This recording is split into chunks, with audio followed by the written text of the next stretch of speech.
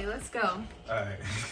Okay, so first of all, we tried to record this video, and we got like 5 minutes into it, and somebody forgot to charge her phone. Just a disclaimer: we may not actually hold some of these beliefs. Right. We are debating for the sake of debating. Yes, so, exactly, and it doesn't mean that. Yeah, don't be offended. That's what makes a good debater. You should be able to argue. For, against, devil's advocate, all that. So don't be in the comment section talking about you sex and you. Yeah, because this is purely a display and demonstration. Whatever he's arguing for, you guys will not know what we truly believe. Exactly. That's how good we are together because we have a lot of the same values and beliefs, but we're also good debaters because we can argue, and sometimes that is hard for us in a relationship because we're both. But she don't like to listen. So, anyways, okay. So that's funny. But so the first topic that we're going to debate is stay-at-home dad. Yeah. Good or bad idea? House husband, is that a good idea? So I'll go ahead and start. And I believe that a stay-at-home dad is a good idea, and it can work in today's society because women can be the breadwinners. More women are entering the workforce in today's society, and it allows a woman to, achieve her career aspirations that she wants to. And I don't think that gender roles should determine if a man can be a good dad, if a man can cook, if a man can clean, and all that. I think that who you are as a person, and I think that whatever works for your family and whatever is that right balance, if I happen to get a job that makes more money, it should still work out. If we truly love each other, I think it should still work out. I don't think that because you're the man, you have to make more than me and I have to be stay at home. I think it's okay, and I think a woman can still respect a man who's at home because every woman knows how hard it is to be at home. So your job is a very hard job and is a respectable job. That's my point. My first claim. So that's a very good point, and I like a lot of the things you said there about women entering the workforce, which is true. But we're arguing right now about, is it a good idea for a man to be a stay-at-home dad? Mm-hmm. I think no. And it's just dawned to me, it's just occurred to me, right? Why does it have to be a stay-at-home dad? Why can't both parties work? Because the argument is if a stay-at-home dad is a good idea, right? No, both parties work. No, that's not the argument. That's a good. That's not the argument. That is an argument, though. The argument. That's one point. Okay. Second point. That's one point. That's one. To refute whether it's a good idea or not. Okay. So that's one. If you don't want to take that, that's fine. No. I know that's an easy win. I know that's. No, it's not an easy win. I was going to go longer, it's okay, but that's a win. You guys vote. But so go ahead. That's number one. Go with your counter. The second, to counter some of your points that you were saying. Yes, men can be capable fathers and capable parents, and everything you were saying. However, women by nature are nurturers.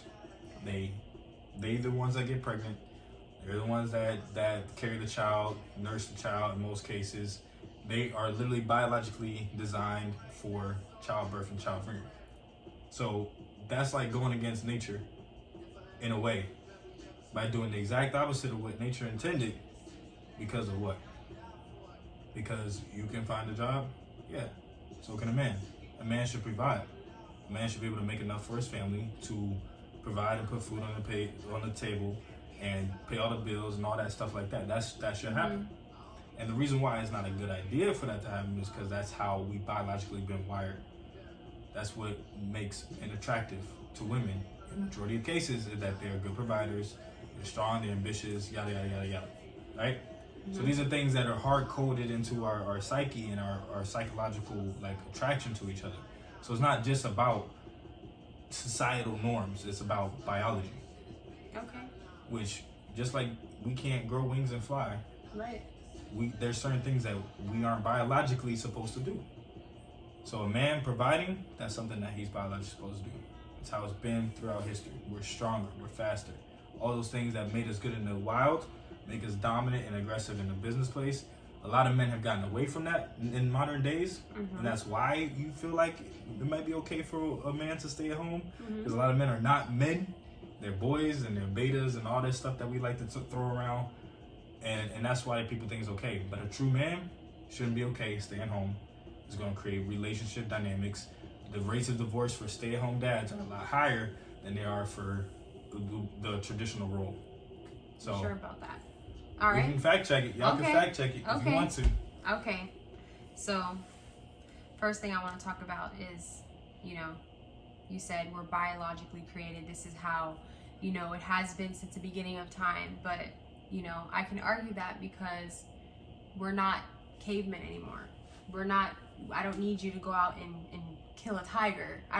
We don't need that anymore because of modern society. So, we don't have to have those dynamics where, yes, biologically you are physically stronger, so it makes more sense for the man to be out in the wild and the woman to stay home. But now that's not the case anymore. We have technology. Women can be in the workforce and men can be at home because we don't need that biological, advantage that you would have over the woman in that case. Okay? So that's the first point. Mm-hmm. And I did want to touch on same-sex couples because they have a higher earning potential than heterosexual couples. And there's a reason why they have a higher earning potential is because they don't have these socially constructed gender roles. And these gender roles is what puts us back. It's because we're so stuck on trying to do what a man's supposed to do. Like you said, boys do that, betas do that. No, that's not the case. If it makes sense, if this is gonna earn us more money for me to work, because let's say I have a degree and I have this and I have these skills and we love each other and you have other skills, if it makes more sense for me to work and be the breadwinner, why would we not do that? Why would we settle on me staying home for you not to possibly have that potential? And that's why same-sex couples, they have a higher earning potential because of that reason. They don't have those gender social constructions that are made. So that's my point. And we have about, so there go counterclaim, 7 minutes. So this is I'm gonna destroy this. This is easy. Same-sex couples. The big problem with your statistic right there is the fact that same-sex couples are largely going to be missing one thing: children. Of course, they have higher income potential because they biologically cannot have children. Okay, good point. Boom, done. You go with that. The second point, They you adopt. said they could adopt, but not all same-sex couples adopt. That wasn't your point. That was your statistic. So I got it there. Then the first one, would you say something about men are, this isn't the caveman times anymore? Right. It's not. But last time I checked, women get pregnant and men don't. So if you're a higher income potential person, right? If you're thinking about it in a business standpoint, right? Let's say we are genderless, right? Right. And one of us gets pregnant and one of us don't.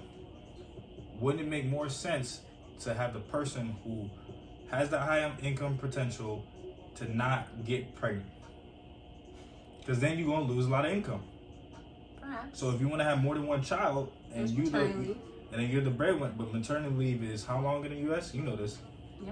How long? It's the average is 6 weeks. 6 weeks. So if you think 6 weeks is enough time to probably bond to your child, probably take care of your child. Your child is breastfed. What you gonna do? Last time it didn't work. I don't have that. You have that ability, right? And the best thing on earth, you already know this, for a child is breast milk.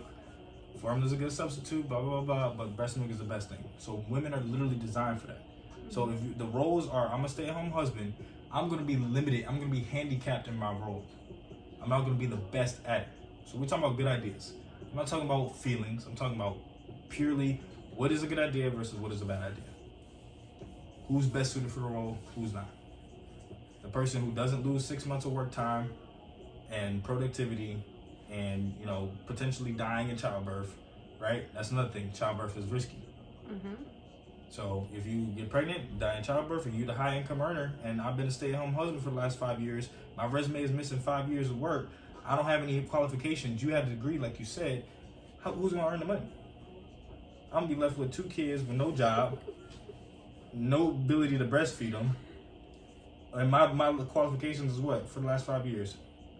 A stay-at-home husband. With society, we can't ignore this, looks down upon.